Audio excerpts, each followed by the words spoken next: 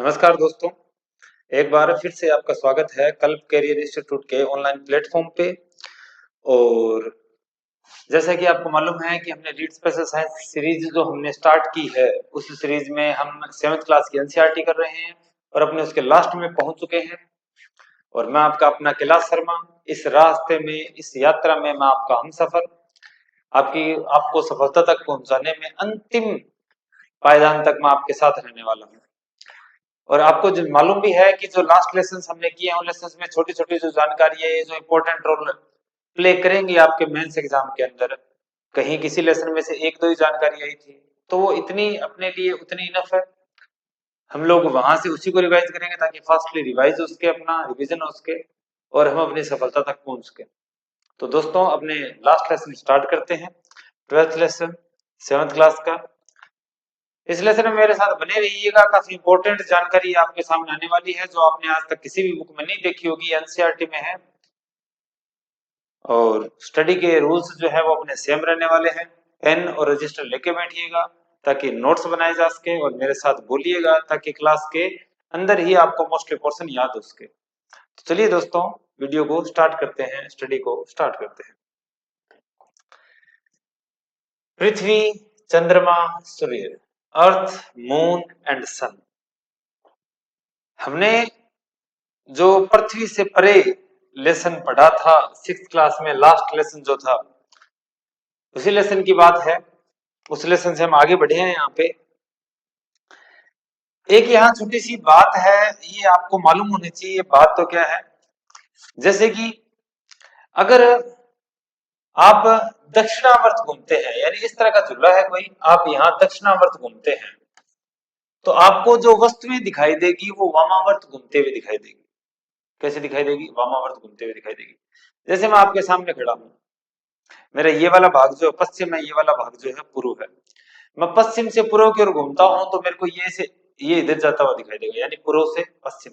आप देख सकते हैं, जब मैं ऐसे एक चक्कर लगाऊंगा तो मेरे को ये पूर्व से पश्चिम की ओर जाता दिखाई देगा, जबकि मैं पश्चिम से पूर्व की ओर राउंड लगा रहा हूं।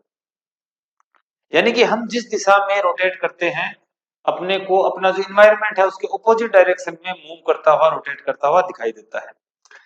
तो इस हिसाब से जो सूर्य है वो पूर्व दिशा में उगता है और पश्चिम दिशा में छिपता है। अगर वो पूर्व दिशा में उगता है और पश्चिम दिशा में छिपता है, तो इसका मतलब क्या है कि वास्तव में पृथ्वी जो है वो इसके ऑपोजिट, यानी पश्चिम से पूर्व में। पृथ्वी का घूर्णन किस तरफ है? पश्चिम से पूर्व। अच्छी तरह याद रख लेना दोस्तों, पृथ्वी जो है वो पश्चिम से पूर्व की ओर घूमती है। बाकी याद रखने की जरूरत भी नहीं है, ये आप समझ गए होंगे किस तरह है। जब हम पृथ्वी से देखते हैं, सूर्य पूर्व दिशा में प्रकट हुआ प्रतीत होता है, या आकाश में पूर्व से पश्चिम की गति करता है। ये मैं आपको बता चुका हूं किस तरह चीजें हैं। घूर्णन अक्ष, यानी कि ये आपके सामने जो इसने ग्लोब दिखा रखा है, ये ग्लोब के बीच की लाइन है पृथ्वी का घूर्णन अक्ष। और ये ऐसे अर्थ ऐसे ऐसे रोटेट करेगी, ऐसे घूमती रहेगी। तो ये उसकी घूर्णन गति है। कौन सी गति है? घूर्णन गति।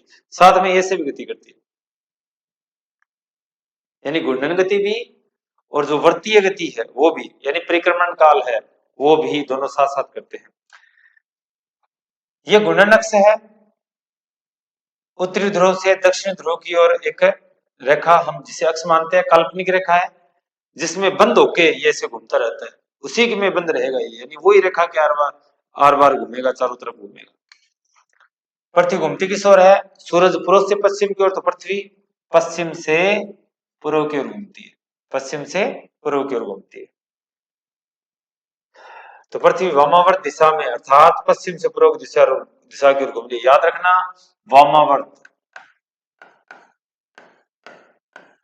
पश्चिम से पूर्व की दिशा में और घूम रही है। इसका मतलब क्या है? वामावर्त है, घड़ी की दिशा का उल्टा आप कह सकते हो, वामावर्त। चलिए दोस्तों, आगे बढ़ते हैं। आगे बढ़ने पे हमें मालूम चलता है, अच्छा, घूर्णन काल क्या होता है कि पृथ्वी जो है 24 घंटे में एक घूर्णन पूरा कर लेती है, एक बार पूरा घूम जाती है। इसे क्या कहते हैं? पृथ्वी का घूर्णन काल कहते हैं, जो 4 घंटे का है। ये रहा पृथ्वी का। अच्छा, वास्तव में पृथ्वी जो है वो सीधी नहीं है इस तरह, मतलब अगर ये इसका अक्ष है तो ये वास्तव में ऐसी नहीं है, थोड़ी सी टिल्ट है, थोड़ी झुकी हुई है, थोड़ी सी झुकी हुई है। ठीक है। और अच्छा, दिन और रात कैसे होता है कि इस तरह वाले भाग की ओर सूरज है तो ये दिन होता है, और इस तरह वाले भाग की तरफ सूरज नहीं है तो ये रात है। दिन और रात आपको भली भांति मालूम है, इसके बारे में मैं नहीं बताने वाला। चलिए दोस्तों, नेक्स्ट पेज पर चलते हैं। पृथ्वी घूर्णन के कारण ऐसा प्रतीत होता है कि सूर्य पूर्व दिशा में उदित होता है, आकाश से में पूर्व से पश्चिम में चलता हुआ पश्चिम दिशा में अस्त हो जाता है। ये हमने देख लिया, एग्जैक्ट क्या है हम बात कर चुके हैं इसके बारे में। ये इस तरह की है, जब उत्तरी ध्रुव की बात, यहाँ उत्तरी ध्रुव है सामने की ओर दिखाई दे रहा है, जब इस ओर है पूर्व पश्चिम, यहाँ है उत्तर की ओर मुंह करके खड़ी हूं, मेरी पीठ दक्षिण की ओर है, प्रातःकालीन सूर्य पूर्व दिशा में मेरी दाहिनी तरफ प्रकट होता है। मेरी पीठ दक्षिण की ओर है, मुंह उत्तर की ओर है, तो दाहिनी ओर क्या हो रहा है, पूर्व दिशा में सूर्य प्रकट हो रहा है, वो सामान्य बात है। फिर ये घूमते हैं, हम खुद घूमते रहते हैं। वास्तव में कहानी इस तरह है कि यहाँ यहाँ ये सूरज है, तो पहले यहाँ लड़की खड़ी है, इसकी पूर्व दिशा में सूरज इसको दिखाई दिया है, फिर पृथ्वी के घूर्णन की वजह से वो यहाँ आ चुकी है तो इस पे सिर पे आ गया है।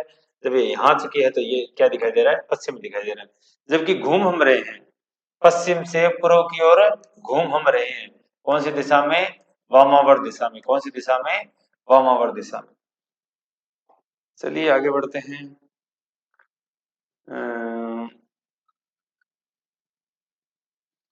एक ये गैलीलियो की कहानी है कि उसने एक चर्च के अंदर एक पेंडुलम लटकता देखा था, उसकी हेल्प से घड़ी बनाई गई थी। मैंने आपको बताया था हाइगेंस ने घड़ी बनाई थी, लास्ट लेसन में आई भी थी। और अभी दिल्ली में भारत की जो नई संसद है उसमें 22 मीटर का एक फोको पेंडुलम लटकाया गया। ये भारत के विचार को ब्रह्मांड की विशालता के साथ एकीकृत करने का प्रतीक है। ये प्रतीक की वगैरह हमारे एग्जाम में नहीं पूछे जाने वाले। चलिए दोस्तों, नेक्स्ट पेज पे चलते हैं। अब ये यहाँ स्थिति हमें दे रखी है किसके बारे में, सप्तऋषि मंडल के बारे में। हमने बात की थी, इनको बोलते हैं Little Dipper, Big Dipper, big Ursa Major, Ursa Major, Ursa Minor, इस तरह की हमने बात की थी। तो ये हमारा सप्तऋषि, सप्तऋषि के दो अंतिम तारे और इनके सामने ये। अच्छा, ये जो उत्तर, वास्तव में जो मुख्य तारा है, हम बिग डिपर की बात करते हैं। बिग डिपर के जो अंतिम दो तारे हैं उनके तारों की सीध में जो हमें तारा मिलता है लिटिल डिपर का, वो लिटिल डिपर का तारा जो है वो है कौन सा तारा, जो हम उत्तर दिशा में देखते हैं, ध्रुव तारा। कौन सा तारा, ध्रुव तारा। याद रखिए दोस्तों, आपकी जबान पे नाम आना चाहिए जब मैं पूछूं। ये ऐसे, ये ऐसे, ये ऐसे, ये ऐसे, ये ऐसे, ये यहाँ ऐसी स्थिति रहती है। तो ये आपको एक ही स्थिति दिखाई देती है, जो ध्रुव तारा है वो उत्तर दिशा में है, और इसके सापेक्ष ये घूमते रहते हैं। ये सुबह 5 बजे की कहानी है, ये 3 बजे की कहानी है, ये 1 बजे की कहानी है, 11 रात को, 9 रात को, 7 शाम को। तो ये क्या करते रहते हैं, पृथ्वी और घूर्णन काल पृथ्वी इस तरह घूमती रहती है। तो इन तारों की स्थिति इनके सापेक्ष, यहाँ ध्रुव तारा है, ये पृथ्वी घूमती रहती है। तो ध्रुव तारा जो है वो धरती के अक्ष पे मौजूद है, घूर्णन अक्ष पे मौजूद है उत्तर की ओर। तो ये हमें बदलता हुआ दिखाई नहीं देता, क्योंकि ये बीच वाली लाइन पे है सीध में एकदम। तो हम घूमते हैं तो ये हमारे हिसाब से अपनी स्थिति बदलता रहता है, हम इसको अपनी स्थिति अपने सापेक्ष बदलते रहते हैं बाकी तारों की, इन सप्तऋषि तारों की। चलिए दोस्तों, सितारे भी आकाश में घूमते हुए प्रतीत नहीं होने चाहिए, हो रहे हैं, क्योंकि हम घूम रहे हैं, हमारे निकट सारे लोग घूम रहे हैं। उत्तरी गोलार्ध देखने पृथ्वी घूर्णन अक्ष ध्रुव तारे के बहुत निकट के बिंदु की ओर इंगित करता है, इसलिए पृथ्वी से आकाश में ध्रुव तारा लगभग स्थिर प्रतीत होता है। मैं आपको बता चुका हूँ। सूर्य की भांति, यहाँ सूर्य की भांति चंद्रमा भी पूर्व दिशा की ओर उदित और पश्चिम दिशा की ओर अस्त होता है, दोनों सेम। ये इस बात को प्रूव करता है कि अर्थ जो है वो पश्चिम से पूर्व दिशा की ओर घूम रही है, यानी वामावर्त घूम रही है।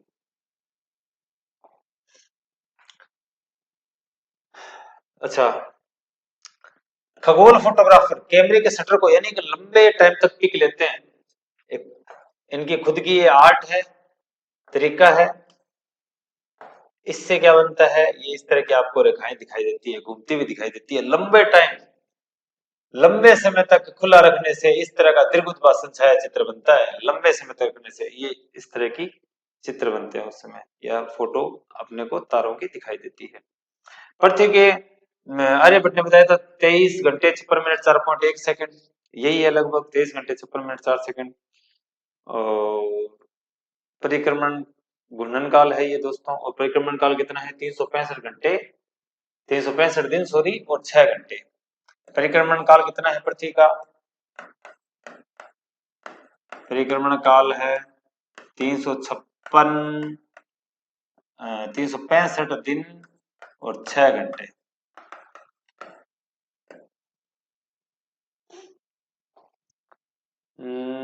पृथ्वी का परिक्रमण, ये पृथ्वी इस तरह घूम रही है, इसके चारों ओर अलग अलग समय हमें इस वजह से अलग अलग तारों को दिखाई देता है। अलग परिवर्तन को किसी जिसमें उपलब्ध होते हैं, यानी कि हम घूमते हैं तो तारों की स्थिति बदलती रहती है। आप देख सकते हैं, इस पर कुछ भी पढ़ने लायक इंपॉर्टेंट नहीं है। अब बात करते हैं पृथ्वी की ऋतुओं की। पृथ्वी पर ऋतुएं आती है अलग अलग। पृथ्वी पर ऋतु के कारण क्या है, पृथ्वी पर पहला कारण अक्ष का झुकाव होना और पृथ्वी का गोलाकार होना, दो ही कारण है ऋतु का कारण। पृथ्वी पर ऋतु का कारण दो कारण है, पृथ्वी का गोल होना, गोल होना और दूसरा अक्ष पर झुकाव। ये दो ही कारण है। आपको दो ही कारण अगर आते हैं एग्जाम में तो दो ही कारण बताएंगे। इस तरह की स्थिति, ये हम आगे और ढंग से पढ़ेंगे। ये इस तरह वाला भाग, ये इस तरह वाला झुका हुआ है, देखो ये सीधा होना चाहिए ऐसे, लेकिन ये थोड़ा टेढ़ा हुआ है। ये इस तरह है होना, इस तरह सीधा चाहिए, ये इस तरह होना चाहिए सीधा, ये इस तरह है, इस तरह होना चाहिए सीधा। इस वजह से क्या होता है, देखो अलग अलग सितंबर के समय, जून के समय, मार्च के समय और दिसंबर के समय कम ज्यादा भाग पर समान प्रकाश गिरता है। तो कम भाग पर अगर समान प्रकाश गिरेगा तो गर्मी ज्यादा होगी, और ज्यादा भाग पर समान प्रकाश गिरेगा तो क्या होगा, ठंड होगी। तो इस वजह से ये कारण है। उत्तरी गोलार्ध में सूर्य किरणें निश्चित मात्रा में दक्षिण गोलार्ध की तुलना में छोटे क्षेत्र में फैलती है, इसलिए क्षेत्र में गर्मी बहुत अधिक होती है। ये हम बात करेंगे आगे वाले पेज पर। ये यहाँ इसमें छोटी सी एक्सप्लेनेशन दे रखी है। यहाँ देखिए दोस्तों, यहाँ हम पढ़ेंगे इसको। ये बात है जून के समय की, कौन से समय की, जून के समय की। और ये बात है दिसंबर के समय की। ये ऊपर वाला उत्तरी ध्रुव। अच्छा, यहाँ ये जो है ये अपना अक्ष है, ये क्या है, अक्ष है, ठीक है। अब इस अक्ष में क्या है कि आपको यहां ये दिखाई दे रहा होगा कि ये कम भाग में, ये जो कम भाग के अंदर प्रकाश फैल रहा है, और यहाँ ये ज्यादा भाग के अंदर प्रकाश फैल रहा है, ज्यादा भाग के अंदर प्रकाश फैल रहा है। ज्यादा भाग में प्रकाश फैलने के कारण, ये ज्यादा भाग है, ये कम भाग है, कम भाग में प्रकाश फैलने के कारण गर्मी अधिक, जबकि यहाँ सर्दी अधिक। तो आप कह सकते हो जून के महीने में उत्तरी गोलार्ध में, ये कौन सा गोलार्ध है, उत्तरी गोलार्ध, इसमें गर्मी अधिक होती है, और दक्षिणी गोलार्ध में क्या होती है, सर्दी अधिक होती है। क्या होती है, सर्दी अधिक होती है। जबकि दिसंबर के महीने में जब आपको स्थिति देखेगी तो ये वाला भाग आपको क्या दिखाई दे रहा है, इस बार ज्यादा भाग दिखाई दे रहा है। क्या दिखाई दे रहा है, ज्यादा भाग दिखाई दे रहा है, जबकि ये वाला भाग कम भाग दिखाई दे रहा है। तो कम भाग, समान प्रकाश, कम भाग में समान प्रकाश होने से क्या होगा, गर्मी अधिक। तो दिसंबर के दिनों में दक्षिण गोलार्ध में अधिक गर्मी होती है, जबकि यहाँ अधिक भाग है, ये अधिक भाग दिखाई दे रहा है यहाँ से। ये देखो, ये इस तरह से अधिक भाग होने से क्या होगा, अधिक भाग होने से क्या, समान प्रकाश है तो गर्मी क्या होगी, कम, और सर्दी क्या होगी, अधिक होगी। तो जो दिसंबर के महीने में उत्तरी गोलार्ध में क्या होती है, सर्दी होती है, जबकि दक्षिणी गोलार्ध में क्या होती है, गर्मी होती है। जबकि जून के महीने में उत्तरी गोलार्ध में गर्मी होती है और दक्षिण गोलार्ध में क्या होती है, सर्दी होती है। चलिए दोस्तों, आगे वाले पेज पे चलते हैं। यहां हम उन कारणों को और ढंग से देख सकते हैं जो हम आज तक बात करते आए हैं। कौन सी? देखिएगा,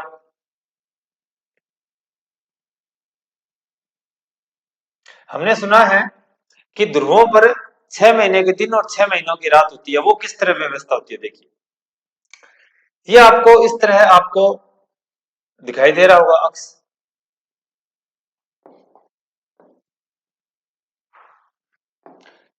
ये अपना अक्स है।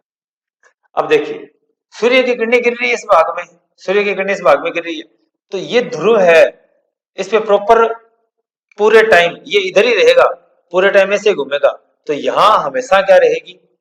धूप रहेगी। लेकिन 6 महीने के बाद इस तरह की कंडीशन आएगी।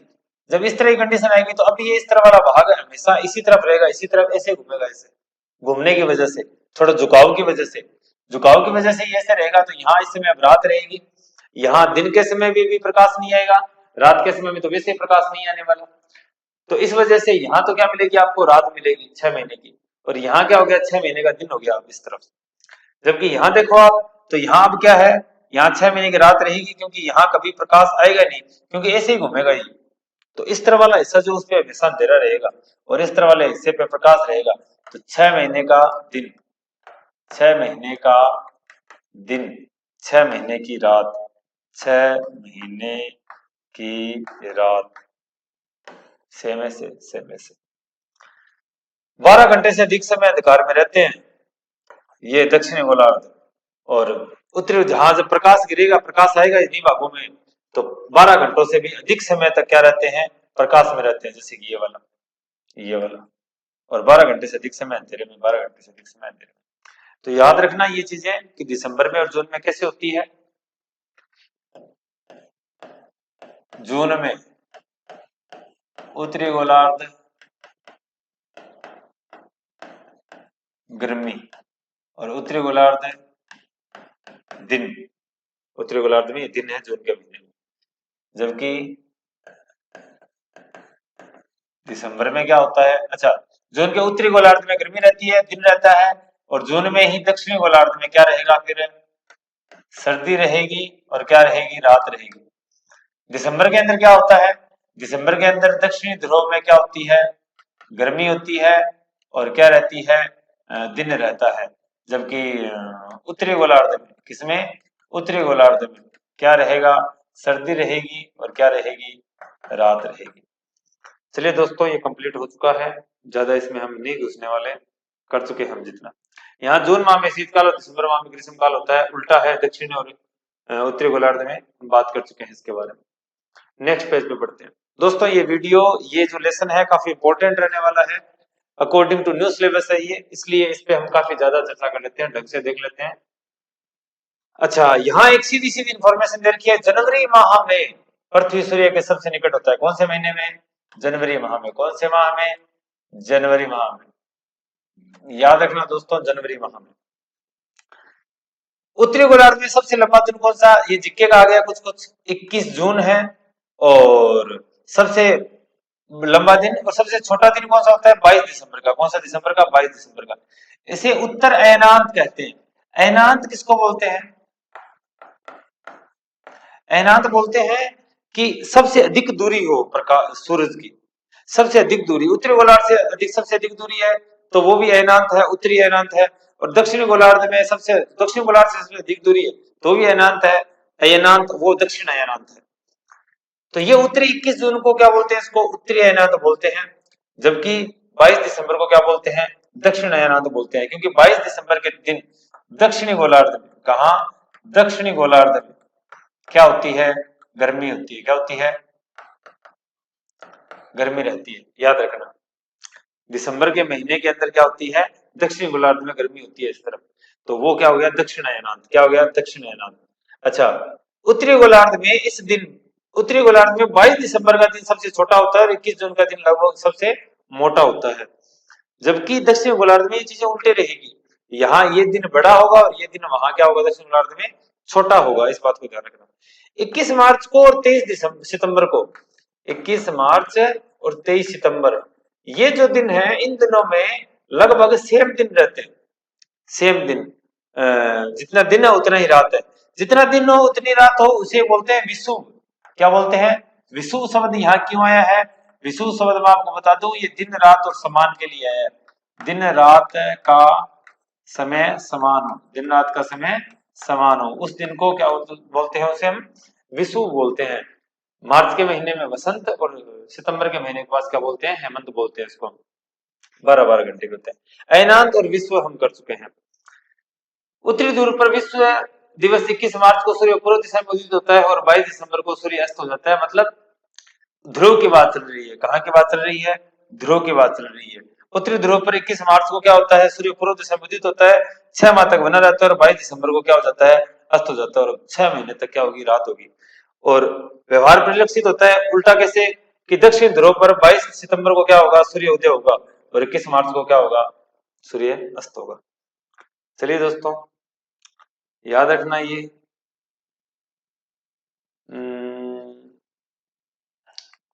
हाँ, विषुवत रेखा यानी जो बीच की रेखा है उस पर आपको बहुत ही कम प्रभाव दिखाई देगा। विषुवत रेखा पर बहुत ही कम प्रभाव दिखाई देगा, ये ध्यान रखना। बाकी ये जीके में आप कर चुके होते हैं, मैं फिर भी यहाँ गिवन है तो मैं आपको बता देता हूँ। 22 घंटे अंधकार, 22 घंटे प्रकाश, पड़ने वाले सूर्य की तीव्रता बहुत कम अंतर होता है, इस वजह से दक्षिणी राज्य विषुवत किरण ठीक है, ऋतु परिवर्तन का प्रभाव बहुत कम। जो विषुवत रेखा के नजदीक है, ये पढ़ने वाली सामग्री है, सीधी मैंने आपको बता दी। चलिए दोस्तों, अब आ गया नेक्स्ट अपना टॉपिक ग्रहण का। कौन सा? ग्रहण। ग्रहण ग्रहण कई प्रकार के होते हैं। ग्रहण कई बार लग जाते हैं किसी के, फिर वो छोड़ते नहीं है पीछा। चलिए दोस्तों, ग्रहण हम यहाँ, अच्छा, शुक्र ग्रह का पारगमन, शुक्र ग्रह का पारगमन, शुक्र ग्रह का पारगमन।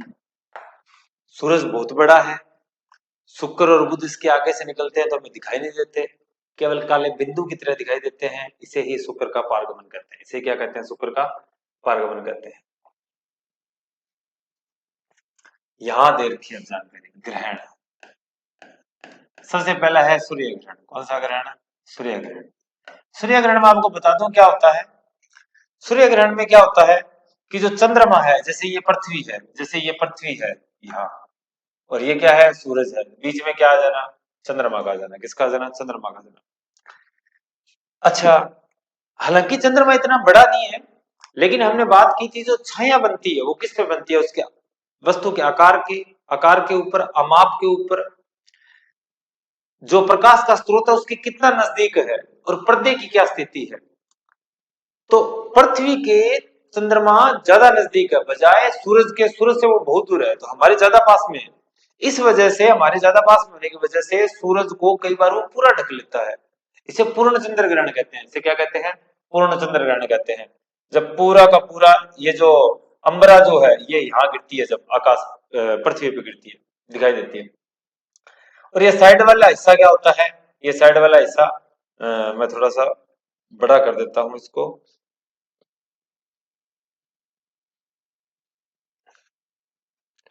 अब आपको दिखाई दे रहा होगा, साफ दिखाई दे रहा होगा। ये वाला जो हिस्सा है, अब ये बीच वाला आपको दिखाई दे रहा है, ये वाला जो हिस्सा है ये पूर्ण चंद्र ग्रहण में आता है। ये साइड वाला जो यहाँ से दिखाई देने पर ये क्या आता है? आंशिक चंद्र ग्रहण। किसमें आता है? आंशिक चंद्र ग्रहण आता है। कुछ मिनट के लिए दिन में अंधेरा हो जाता है, यहाँ सूर्य प्रकाश आसानी से नहीं पहुंच पाता, नामात्र पहुंचता है। चंद्रमा की छाया पृथ्वी की सतह पर स्थान का परिवर्तन करती है, अतः पूर्ण सूर्य ग्रहण केवल कुछ मिनट के लिए दिखाई पड़ता है। जैसे ही चंद्र ग्रहण सूर्य के सामने हटने लगता है, हमें आंशिक सूर्य ग्रहण दिखाई देता है और दिन का प्रकाश लौटने लगता है। उसके आगे आने पे वो पूरा का पूरा उसको ढक लेता है, तो वो पूर्ण चंद्र ग्रहण होता है। जब वो साइड में हटके थोड़ा प्रकाश हमारे पास आने लगता है तो वो आंशिक चंद्र ग्रहण होता है। उसे हमें सीधी आंखों से नहीं देखना चाहिए। अच्छा, सुरक्षित विधि क्या है? पर्दे पर प्राप्त करना वगैरह ऐसे से हैं। हम किसी एक्सरे वगैरह सीट से भी देख सकते हैं। हीरक मुद्रिका, हीरक हीरक मुद्रिका यानी कि हीरे की अंगूठी जैसा दिखाई दे रहा है। ये रिंग और ये उसके ऊपर हीरा, ये हीरक मुद्रा का हम कह सकते हैं। अलग अलग जगह मतलब देख सकते हैं आप, सरकार जो है जो जिन्होंने सरकार ने ये व्यवस्थाएं कर रखी है, तो वहाँ बहुत सारी वेधशालाएं हैं जहाँ आपको ये चंद्र ग्रहण देखा जा सकता है, सूर्य ग्रहण देखा जा सकता है। इस पेज पे हमने जो जानकारी है वो कर ली। इसमें और कुछ भी नहीं है। अब आ गया कौन सा चंद्र ग्रहण, कौन सा आ गया चंद्र ग्रहण। अच्छा, सबसे प्रसिद्ध और सबसे अधिक संदर्भित ग्रंथ कौन सा है? सूर्य सिद्धांत है, जिसने इसके बारे में अब तक बहुत अच्छी जानकारी दे रखी है। संस्कृत काव्य परंपरा में 6 बंद के रूप में, छंदबद्ध के रूप में, छंद के रूप में लिखे। हमें इन रोचक तथ्यों के बारे में नहीं पढ़ना, क्योंकि यहाँ से हमें हमारे क्वेश्चन नहीं आता। हमें यहाँ से वही पढ़ना है जो हमारे काम की जानकारी हो। इनमें भी चंद्रमा क्या होता है कि बहुत बार पृथ्वी जो है वो क्या कर लेती है, सूरज चंद्रमा पर सूर्य के प्रकाश को नहीं पहुंचने देती, बीच में आ जाती है। जैसे चंद्रमा यहाँ बीच में आ गया था, सूरज का प्रकाश पृथ्वी पर नहीं पहुंच पाया था, वो सूर्य ग्रहण था।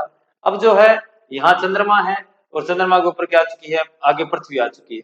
तो पृथ्वी अपनी कक्षा में तो घूमेगी, ये कक्षा है पृथ्वी की, ये घूमेगी, इधर उधर जाएगी, लेकिन थोड़ी देर के लिए इसके पूरी तरह आगे आ जाती है, तो ये पूर्ण चंद्र ग्रहण बन गया और ये आंशिक चंद्र ग्रहण बन गया, क्योंकि इधर उधर खिसकेगी, खिसकने से छाया जो वो थोड़ी देर रहेगी। आंशिक चंद्र ग्रहण, पूर्ण चंद्र ग्रहण। अच्छा, स्टेलेरियम, पहले भी मैं आपको एक स्काई मैप, 2 ऐप आए थे, दूसरी बार आया है ये 8वीं क्लास के अंदर, एक 7वीं क्लास में भी आ चुका है ये सॉरी 6ठी में आ चुका है, अब 7वीं में आया स्टेलेरियम, और दूसरा कौन सा है, स्काई मैप। कौन सा है, sky map.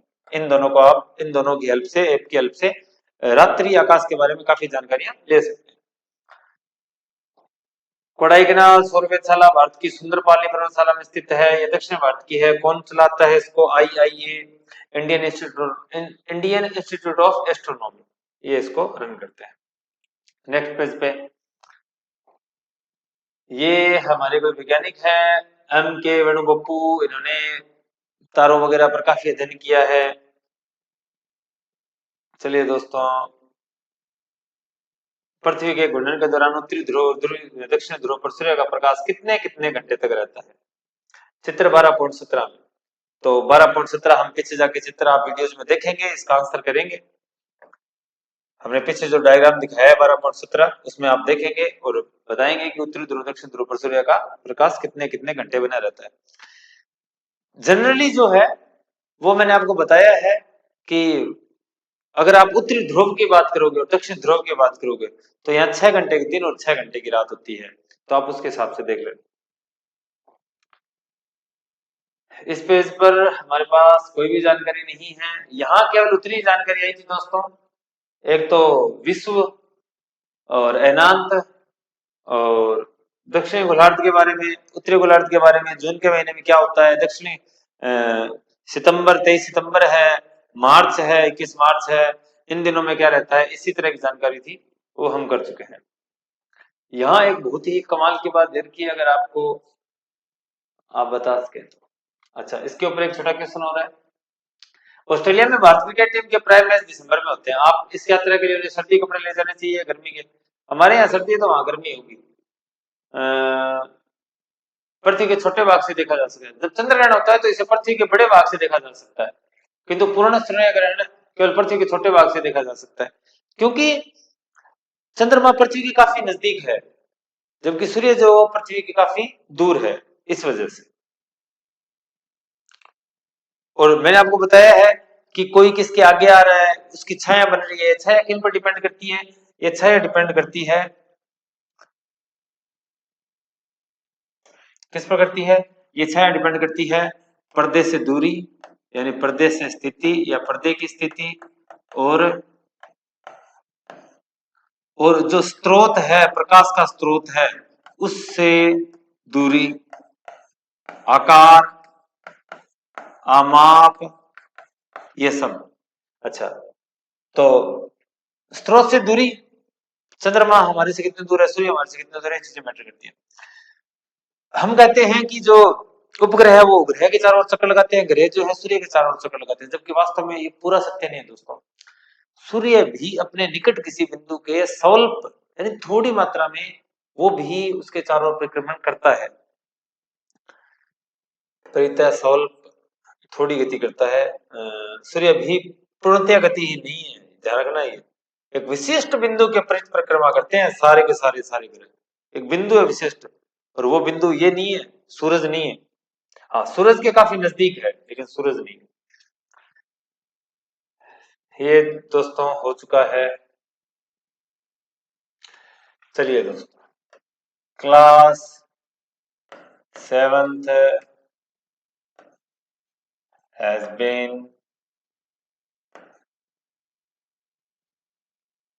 completed। 7th class की एनसीईआरटी अपनी कंप्लीट हो चुकी है। अब हम स्टार्ट करेंगे 8th क्लास की एनसीईआरटी। हम कोशिश करेंगे कि नेक्स्ट वीडियो साथ में लेके आए हम क्वेश्चंस की, जो 6th क्लास से आपको क्वेश्चन करवा सके, 7th क्लास के क्वेश्चंस की प्रैक्टिस करवा सके। आप लोगों को अगर कोई प्रॉब्लम हो तो दोस्तों